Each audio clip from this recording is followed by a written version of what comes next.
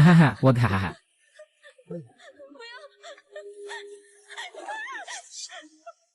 Shit, parang nakapaglakbay ako sa ibang mundo. Pati itong walang kwentang tao na ito. Ang tunay na katawan ay tinatawag na Lixiangkin. Ganda, teka. Pasensya na talaga. Hindi ko talaga sinadyang saktan ka kanina. Sobrang lamig dito, bumangon ka na. Pasensya na, ako na ang magluluto. Ano bang nangyayari dito? Sa nakaraang buhay ko, ako'y isang napakayamang tao. Ngunit dahil sa isang sakuna sa dagat, ako'y napadpad sa dekada 80. Na walang-wala at labis na naghihirap. Kailangan kong makabalik. Bukas, mag-isip ako ng paraan para makabalik. Tanging mga baliw lamang ang nais manatili sa ganitong lugar. Xiangqian, tapos na ang pagkain, kumain ka na.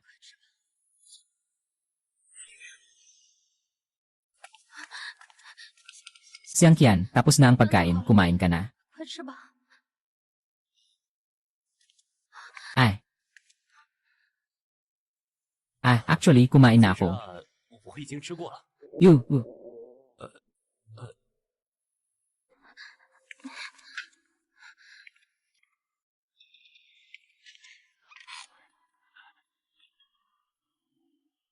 Bakit hindi ka kumakain? Kumain tayo ng sabay. Bakit ka nakatayo lang? Sige, kumain ka na. Hintayin ko na lang na matapos ka bago ako kumain. Si Qianshen, talagang isang ganap na walang kwentang tao. Tuwing kumakain, pinapapastandby si Ginoong Han. Kailangan niyang kumain ng sapat bago makagalaw si Ginoong Han. Umupo ka na, sabay tayong kumain. Sa nakaraang buhay, ang taong ito ay isang basura. Sobrang pang-aabuso niya sa babaeng ito. Ay naku, nakatayo ka dyan, hindi ako makakain. Umupo ka na, CJ.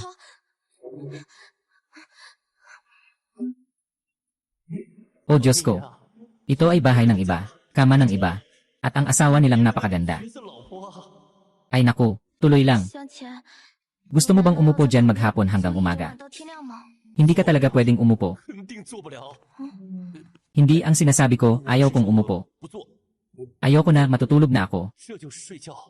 Matutulog na ako, ayoko nang mag-alala.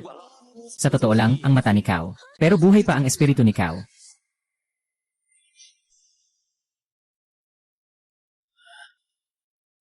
Yung kalokohan ito, talagang hindi tao. Itinuring pa niyang katulong ang napakagandang asawa niya, hindi pa nagsasabi.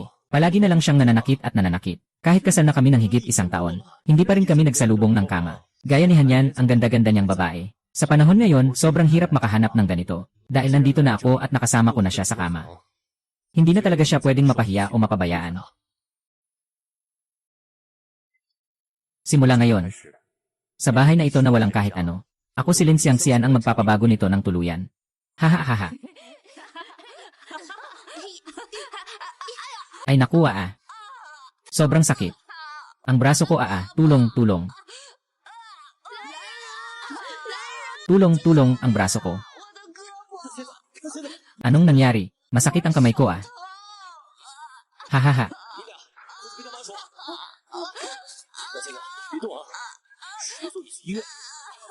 Ha?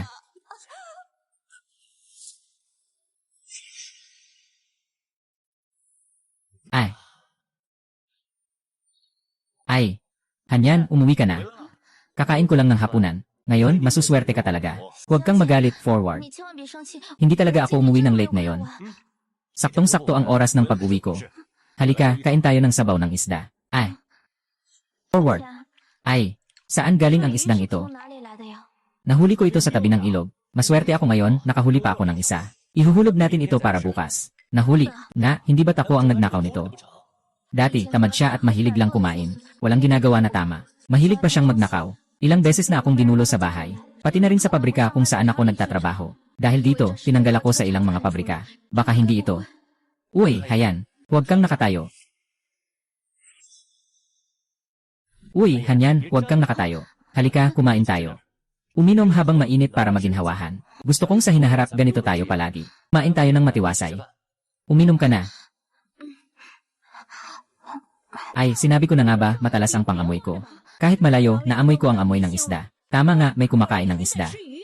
Kumain ka na lang ng mga atsara at labanos mo. Bakit ka nakikialam sa kinakain ng iba? Gusto ko talagang malaman kung sino ang mayaman dito. Baka nga bahay ni Lin Erlio ito.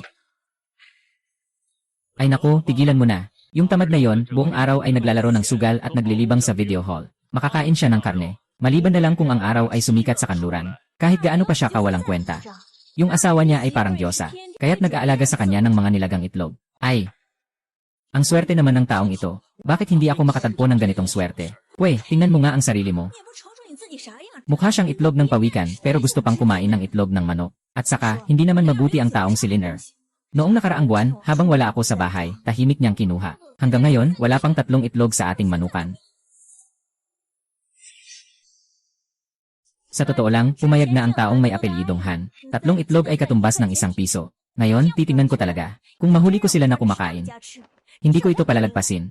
Talagang walang katarungan. Akala mo'y malaking tao na ang nanghihiram ng pera. Amoy mo kung mabango. Noong nakaraan, ang eksperto sa makina ay nawala ng 3 itlog. Sabi nila, ninakaw daw ito sa harap. Pinipilit nila akong magbayad ng 1 piso. Kung makita niya na kumakain tayo ng isda. Di niya alam kung ano ang gagawin. Hay! Ekmar. Haha. Ate Ma, si Hanyan na. May pera na silang bumili ng isda. Nakalimutan mo na ang usapan na ibabalik mo sa akin ang pera sa itlog, hindi ba? Ate Ma, itong isdang ito ay nahuli ni Xiangqian. Hindi ito ginastusan, yere. Ang tamad na ito ay makakahuli ng isda. Huwag mo akong lokohin. Kailangan mong bayaran ang utang mo sa akin ngayon. Ate Ma, bigyan mo pa ako ng 1 linggo. Hintayin mo na lang akong makakuha ng sahod sa susunod na linggo. Sana naman, ikaw ang mauuna, okay ba? Huwag mo akong gawing tanga, ha? Kayo pa lang, 2 na kayo pero 2 putahe. Kahit na mayaman, hindi siya ganito kumain, di ba? Sino ang maniniwala sa'yo, hindi ka nga makabawi ng 1 piso? Kailangan mo nang magbayad agad, hindi ba? Ate Ma, talagang nagmamakaawa ako sa'yo. Wala na talagang maibigay sa bahay. Pwede bang pakiusap, bigyan mo ako ng 1 linggo pa? Nagmamakaawa ako sa'yo. Masyang.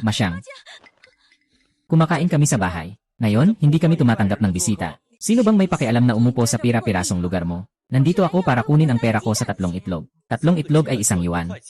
Baka ang mga itlog mo ay ginto. Ang mga itlog namin ay may fertilization. Iyan ay mga itlog na pwedeng mapisa. 1 yuan na nga, mura na yan. Sabi nga niya mismo si Hanyan na pumayag sa akin. Anong nangyayari, gusto mong umatras? E di 1 yuan lang naman. Ibibigay ko sa'yo sa susunod na linggo. Ha? May pera pang isda pero wala namang pambayad utang.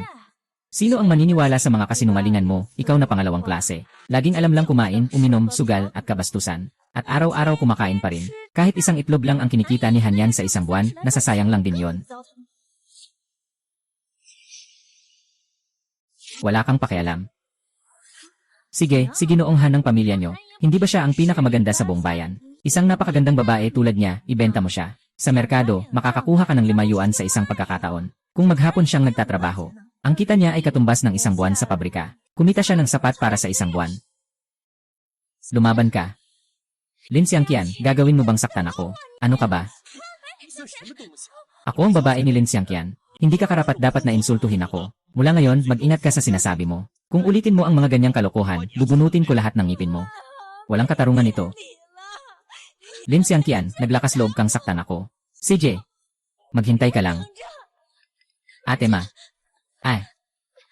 Ate Ma, si Li Xiangqian. Ikaw ang pangit mo. Mga kababayan, tingnan niyo yung ginawa sa akin ni Li Xiangqian. Anong sinasabi mo? Tingnan mo siya. Sinasabi ko sa inyo. Yung si Lin Xiangqian, magnanakaw talaga siya. Kinakaw niya sa bahay namin ang 3 itlog. Sabi noon, 1 kurot lang ang bayad sa upuan. Ngayon, ayos lang. Nakatago sa bahay, kumakain ng masarap ng nakatago. Sadyang tumatanggi magbayad at ayaw magbalik ng pera. Bakit ka pa nananakit sa akin? May utang na malaki. Mas maranya pa nga ang buhay nila kaysa sa amin na may 2 trabaho. Hindi kaya totoo ngang sinasabi ni Mada. Si Hanyan ba ang nagsasagawa ng ganitong klase ng negosyo? Hirap sabihin. Pero kung totoo man, gusto ko sanang subukan. Matanda na. Babalik ako para hanapin ulit. Tumakbo tayo. Tumakbo tayo, ha? Haha, hindi sir. Sabi ng mga bata, tumakbo tayo. Ikaw ang nagdala sa anak ko sa ospital nang masugatan siya. Tita Liu, totoo ba ang sinasabi mo?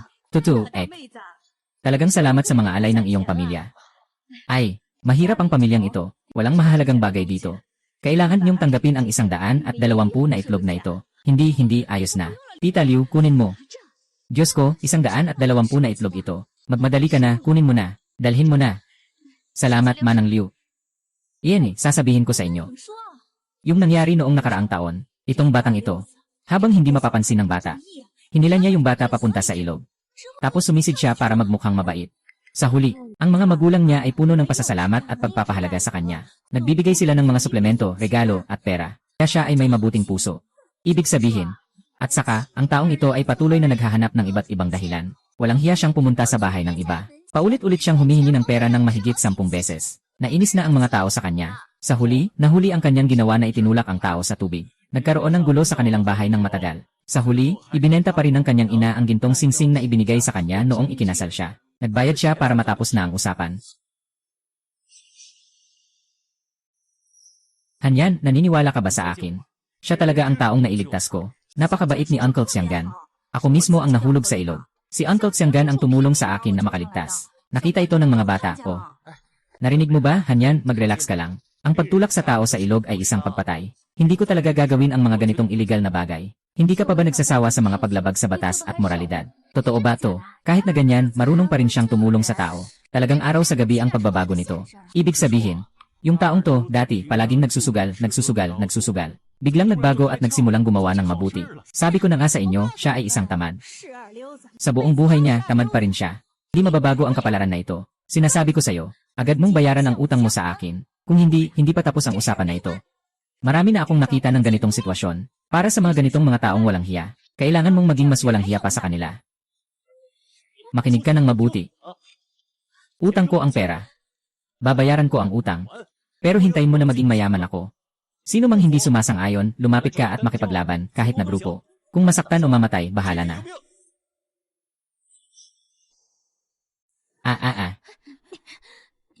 Sige, bibigyan kita ng 1 linggong extension. Hindi na tayo makikialam pa. Tara na, anak. Huwag.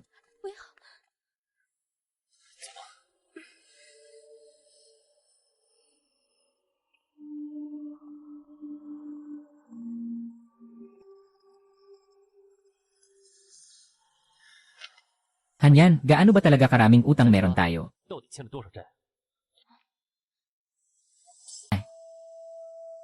Kaka-100 lang Huwag kang mag-alala, Xiangqian. Bubuin ko ang paraan para mabayaran ito. Basta't ikaw at ang mga kaibigan mo ay huwag masyadong kumain sa labas. Sa buwan na ito, kasama ang overtime, makakakuha ako ng 41 na piso. At dagdag pa, kumikita ako ng 5 piso bawat gabi sa mga sobre. Kaya't sa isang buwan, makakakuha ako ng 5 piso. Kaya't may kabuwang kita akong 46 na piso bawat buwan. Magtipid tayo. Itong utang na 142.43 yuan. Mga kalahating taon ay mababayaran na. Hanyan, makinig ka ng mabuti. Una, hindi ka pwedeng tumayo habang kumakain. Dapat tayong umupo at kumain ng sabay. Mula kahapon, mukhang talagang bumuti na ang sitwasyon ni Qian. Pangalawa, lahat ng usaping pinansyal ay ako na ang bahala. Sa wakas, huwag kang gagawa ng trabaho ni Huxin Feng sa gabi. Lanan. 6 na buwan na ang nakalipas, may nagpunta para sa utang sa sugal. Sinabi niya noon na kaya niyang ayusin ito. Pero kinabukasan, naktan niya ang anak ng tao at pinahiga sa kama. Sa huli, talagang walang magawa ang ina kundi ibenta ang bahay. Nawalan siya ng malaking pera, para hindi siya makulong. Magpahinga ka, ako na ang magluluto. Hindi ako na ang gagawa. Pupunta ako para mag-init.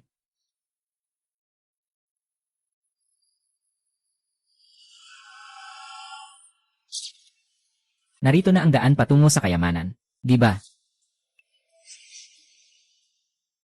Lin Xiaoxian, kailangan mong magsikap. Ikaw ay nakatakdang maging pinakamayamang tao sa panahon na ito. Simulan mo na ito sa itlog ng tsaa.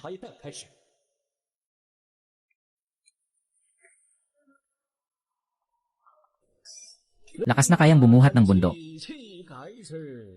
Sa panahon ng hindi pabor, ang kabayo ay hindi tumatakbo. Ginoong He. Ginoo. Ay naku. Saan ka pupunta? Anong nangyayari? Gusto kong humingi ng kaunting dahon ng tsaa. Anong tsaa ang ibibigay mo? Gusto kong tanungin kung anong dahon ng tsaa ang ibibigay mo. Ibibigay ko sa iyo ang itlog. Oh hahaha. Ilagay mo dito, sige na.